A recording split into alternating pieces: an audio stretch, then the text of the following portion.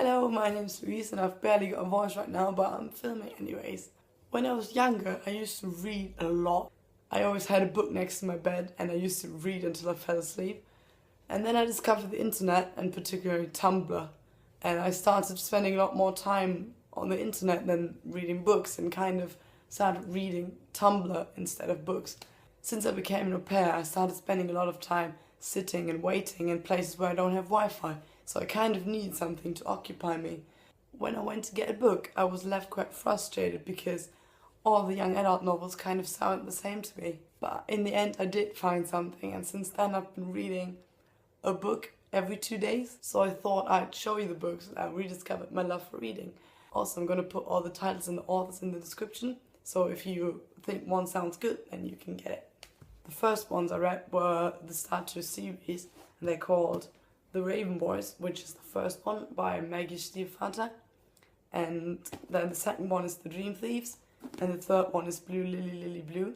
And I actually saw this third one in the shop and thought I really liked it, so I bought the first two and then read the series in order.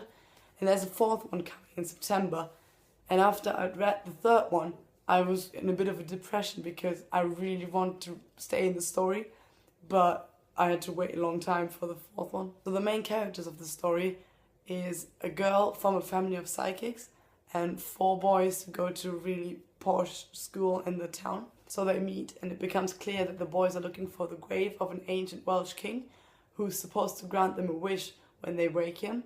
The other part of the story is that the girl was told by all her psychic relatives that if she ever kisses her true love, he will die. So that brings a bit of a love part in there and a bit of a problem. What I felt with those books is that the story is actually nothing like it appears on the back.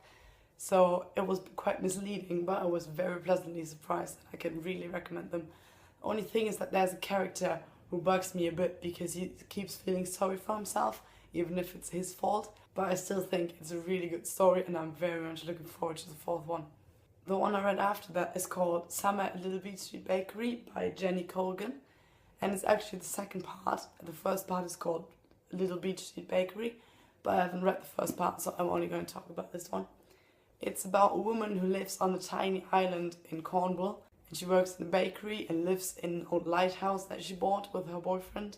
And it's just great. It's a really heartwarming story about how she tries to save her little business there.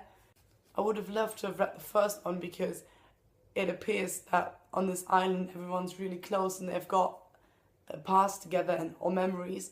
And as a reader, if you haven't read the first one, you feel a bit excluded. You feel a bit like you missed out or something. So I would have loved to have read the first one first to share all those memories and those pasts with the characters. But now that I've read the second one, I think I'm not really going to enjoy the first one if I read it now, because I already know how it ends. So yeah, that was a bit of a missed opportunity, but I didn't have the first one, so I thought might as well just read that one. It's still definitely good even if you haven't read the first one. After it took me like 2 days to read this book from Monday to Wednesday of this week, I went to get more on Wednesday and got 2.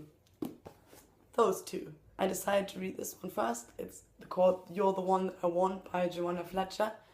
And I just finished it yesterday and I absolutely loved it. It starts out with a description of a wedding where the bride walks down the aisle, and it's made clear that she does love her groom, but she also loves his best man, who's also her best friend.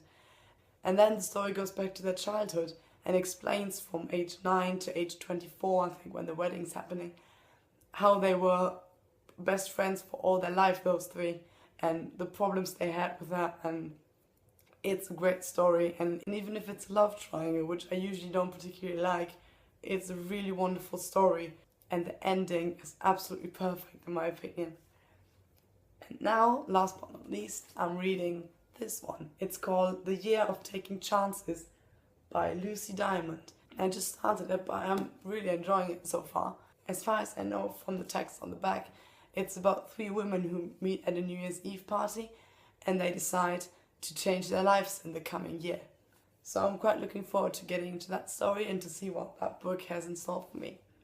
And again, I'm going to put all the titles and authors in the description, so you can check them out if you think you might like one of the books.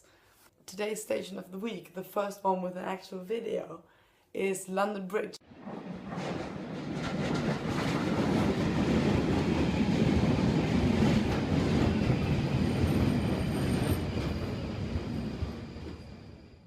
I was there when I visited Borough Market with another au pair. It's quite a big market for food, but even if you don't buy anything, it's just a great place to be, and I think it's one of my favourite places in London.